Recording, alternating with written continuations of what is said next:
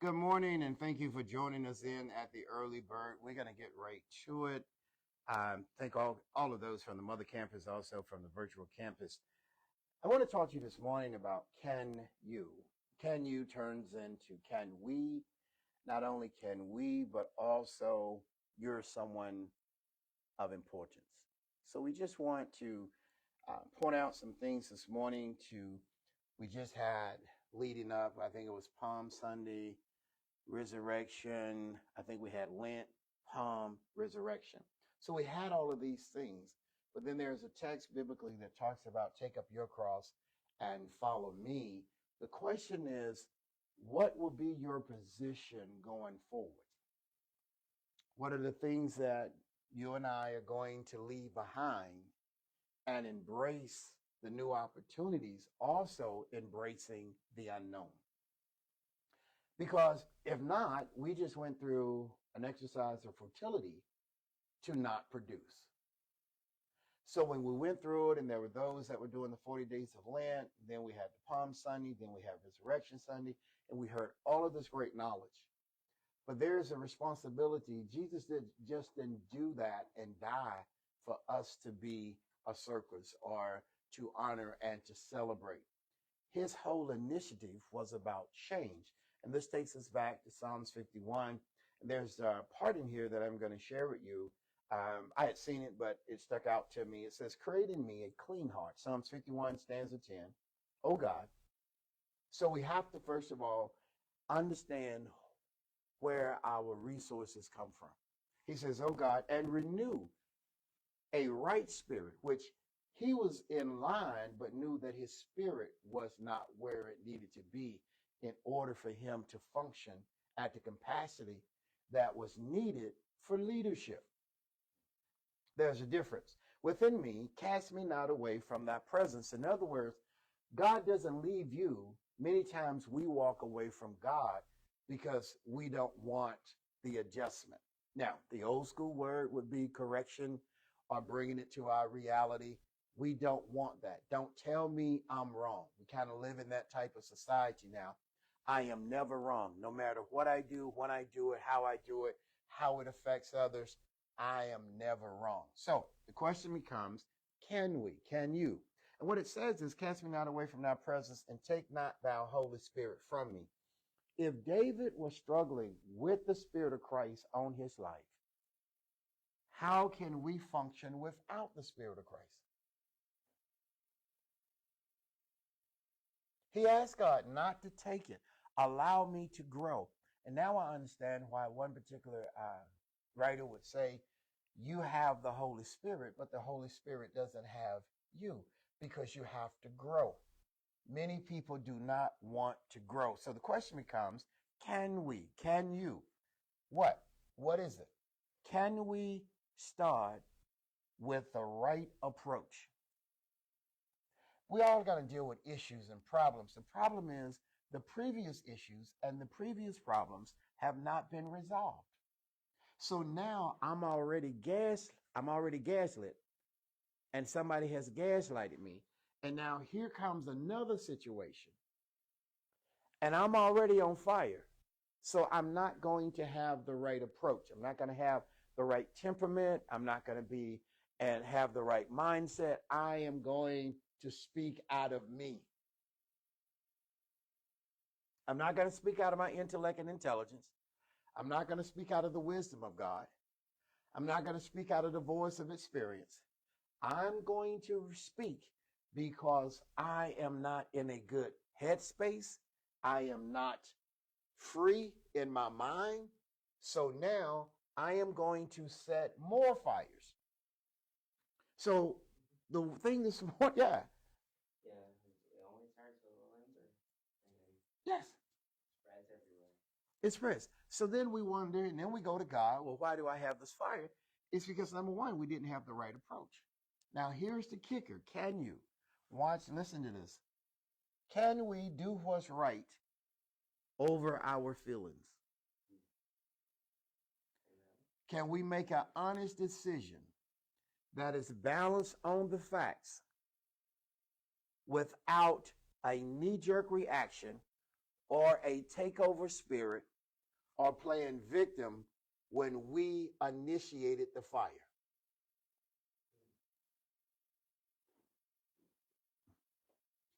I see that didn't go over well. We can't complain about being something not getting done when we never did any preparation. You can't hold people responsible when they were not properly trained and certified. Telling people is not training people. Giving them, taking them through, I guess the correct way would be the pre-stages before he or she gets on the line or the assembly line or the production line. If they can't do it right in the test, how can they go to the floor and do it right? If they don't have the right approach at home and the right environment at home, how then can they go out and perform excellence in society? And people always say this: protect my name, protect my brand. Sometimes you're the worst thing in your brand. And you're the worst thing for your name. It's because you hold, let me say it this way, let me change it. We hold everybody else to a standard, but who? And if we held ourselves to the standard, we wouldn't be trying to hold anybody else to the standard.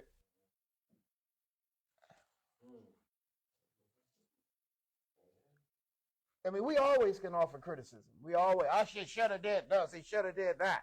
Okay, but where's your standard?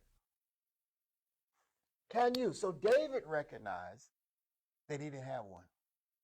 David recognized that, first of all, he was an enemy to his soul. Number two, he was an enemy to the office God had set him in. And number three, he was an enemy to the people of God because he did not have the right spirit or the right heart. So if the head is poisoned, if the head is dysfunctional, isn't the body subject to the direction of the head? Yes, sir. Okay, come on, parents. If the parents are off key, if the musician is off key,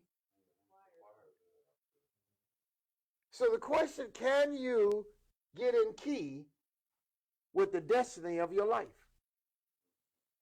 Or we're still on the other side of the tomb, the other side of the cross, making excuses and have a bag of excuses and a bag of problems.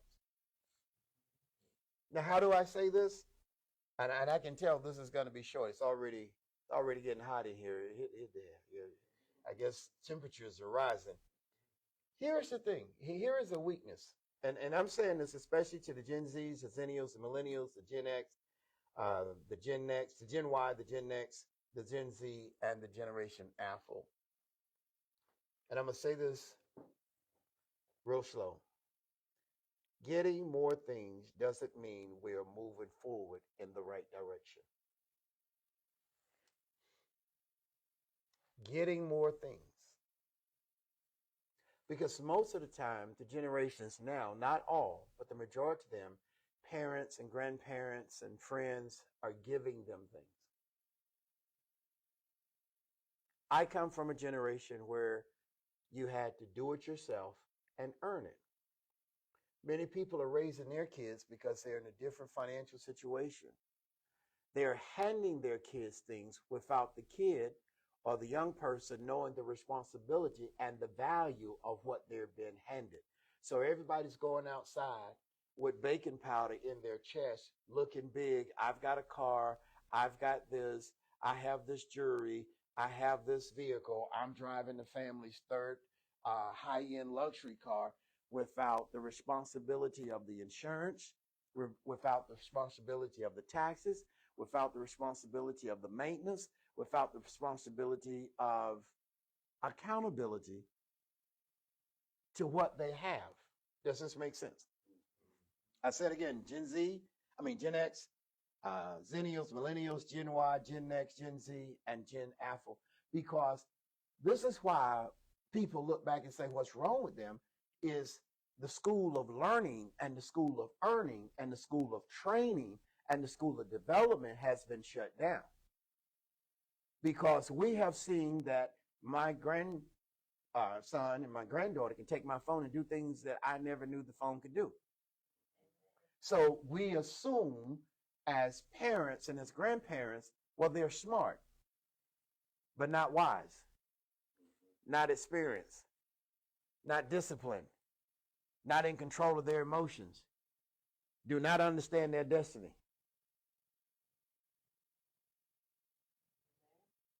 Very weak when it comes to responsibility and accountability. But yet they have more than the average 15-year-old 20 years ago. Am I? Okay. So we have to make some adjustments. Getting more things doesn't mean moving forward the right way.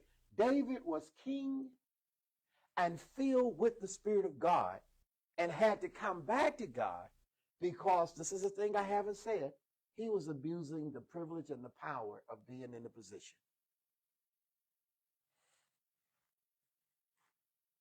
And if we can't handle things in the basement, you're going to tear up the first floor. No, and Lord, no, don't let them in the penthouse. Is this making sense? So here's what's next. Can we face our own reality? Parents, grandparents, aunts, uncles have to be the padding to help the young adult that's coming up and their brothers and sisters face their own reality. I was saying off camera about a particular gentleman wanting a position and a title with no responsibility, and yet he is about to lose a job that's 2 times 6 figures because of his behavior.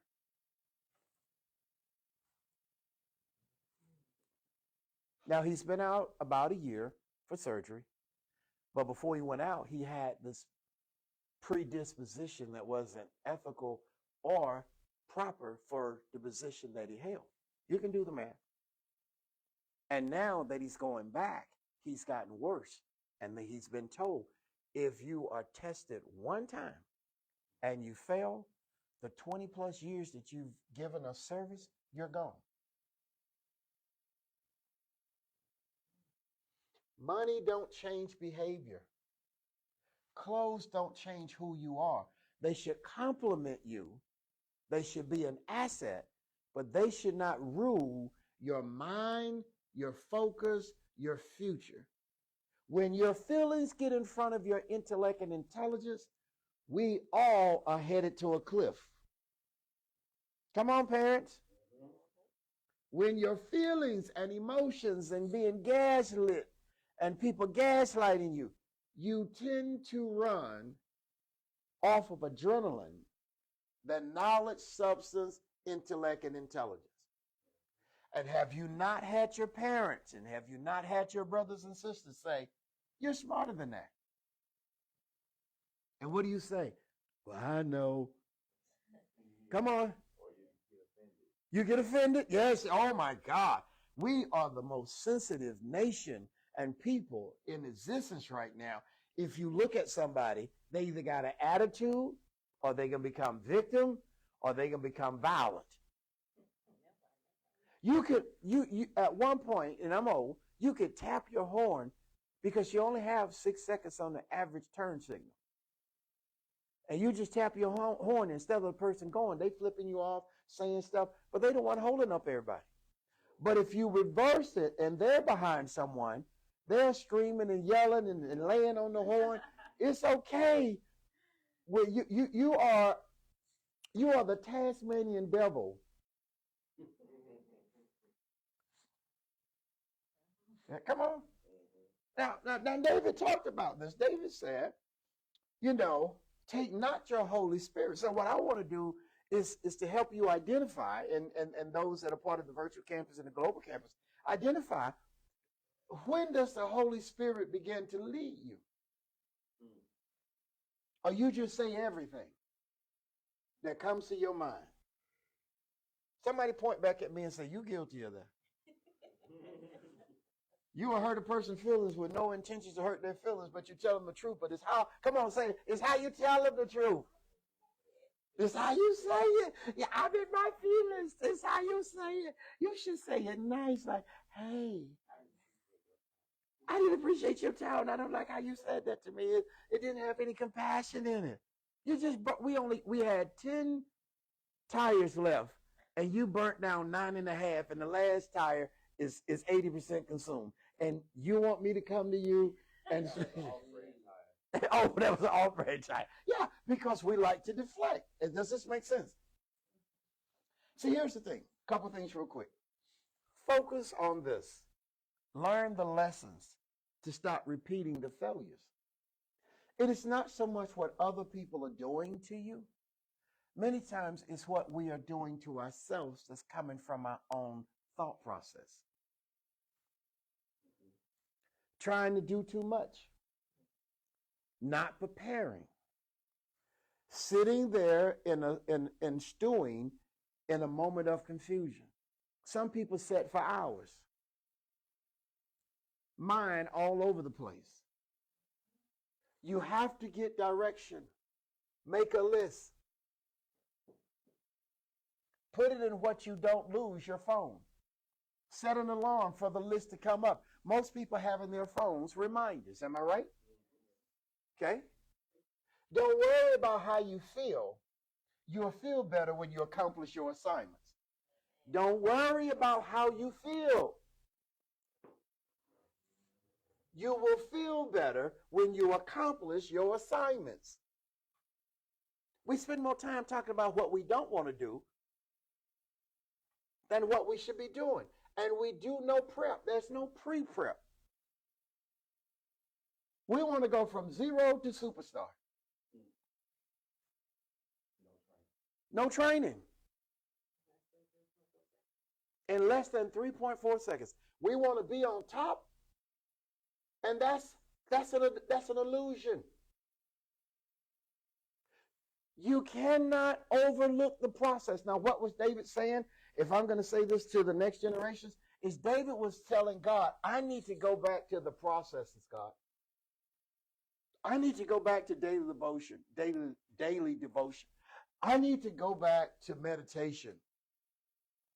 I need to go back to reading, because when I got the title and I got the position, I thought I didn't need any training.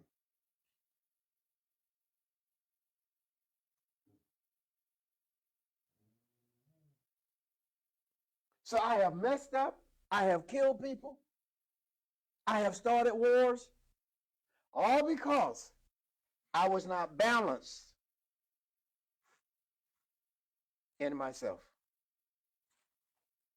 Here's what you have to do, and I'm going to get ready to close. We have to understand it's not just a moment that we have to make adjustments. It becomes a lifelong behavior that we have to keep adjusting. Because every situation may look the same, but it won't be the same because it doesn't carry the same ingredients.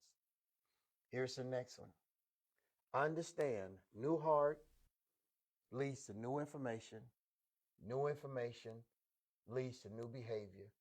New behaviors are fueled by new attitude, and new attitudes birth new spirits.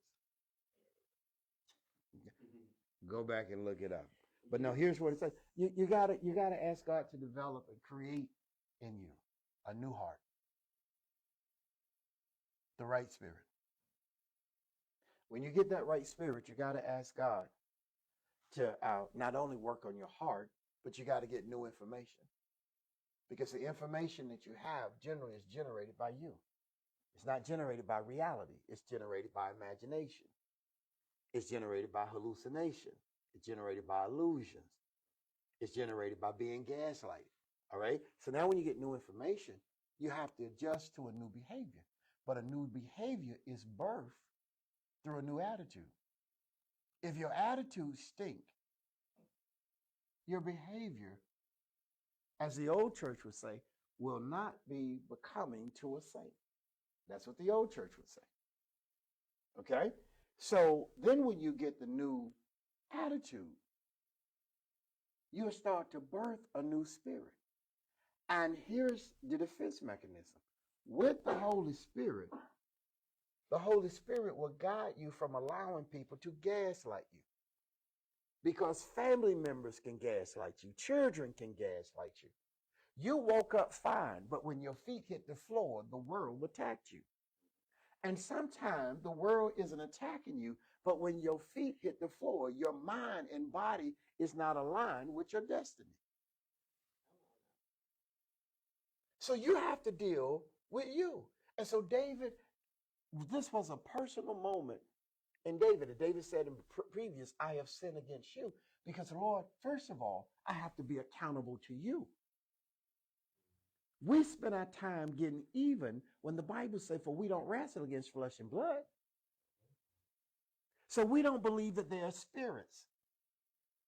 Many people do not believe that Satan exists. Many people do not believe that negative thoughts exist. That's delusional. There are people that don't see you as human or value you. When Acts says, out of one blood, he made all nations. You let people categorize you and manipulate you because they're insecure about themselves. And you know what always wins the game? It's the process. And it's the adjustments in that 1/2 of a second that can be the difference between success and failure. And if you're not aligned properly, body, mind, and spirit, you'll fail.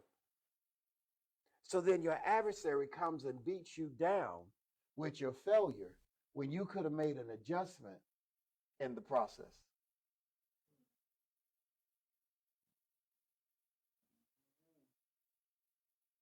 Does that make sense? Because if I'm going to work the process and not do me, because you know we're good at doing that. If I'm going to, what am I supposed to do? All right, I'm supposed to do this. I'm supposed to go here first. I'm going to do that. If we stick to that, you will find out the noise will be behind you instead of in front of you. But if I embrace the noise, what he said, they said, this, that, and the other, and I'm not focused on a new heart that leads to new information,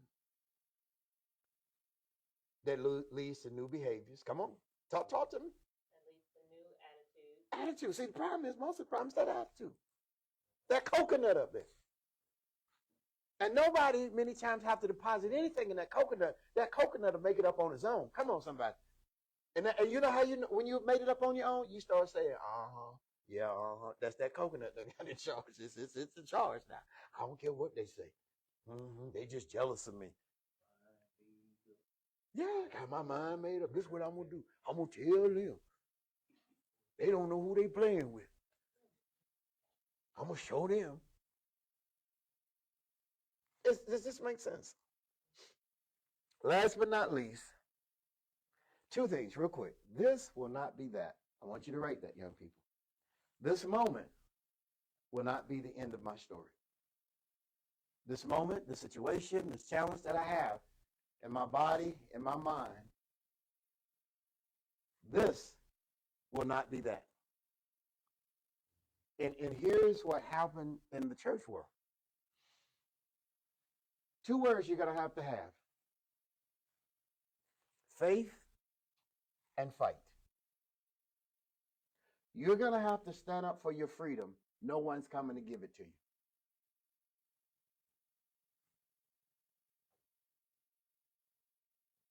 Faith and fight. You are entitled to your own space. You are entitled to how you want to worship.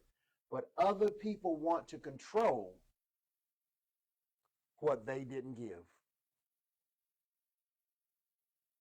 And that's the oxygen. Ha-ha! Yeah. Yeah, look at you. Make me choke you. They want to control. If they did not give you oxygen, then they don't have the keys to your DNA. God bless you. I'll see you soon.